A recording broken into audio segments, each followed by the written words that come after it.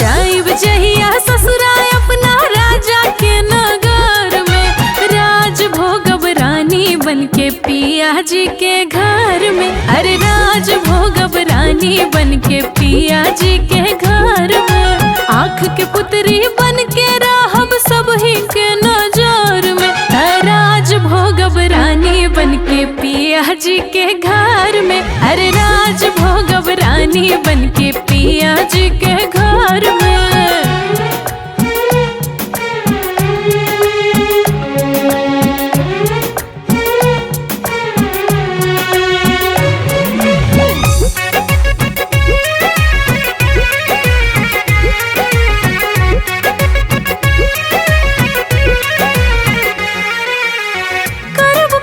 काम ना राम फरमाइब, घर में बस बैठ के हुकूमत चलाइब। हाँ, करब कुछ काम ना राम फरमाइब, घर में बस बैठ के हुकूमत चलाइब। मिली सुख चैन हमरा जिंदगी के सफर में, राज भोगब रानी बनके पिया जी के घर में।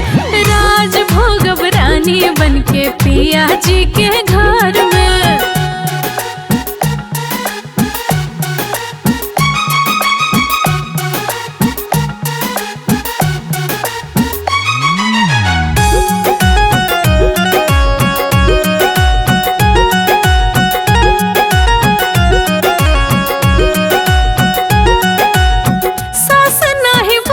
कुछ हमके दुलरई है, करे जाके टुकड़ा बुझी है प्यार से बोलई है। हाँ, सास नहीं बोली है कुछ हमके दुलरई है, करे जाके टुकड़ा बुझी है प्यार से बोलई है। केहू नहीं रोड़ा बनी हमारा डागर में, राज भोगब रानी बनके पिया जी के घर में।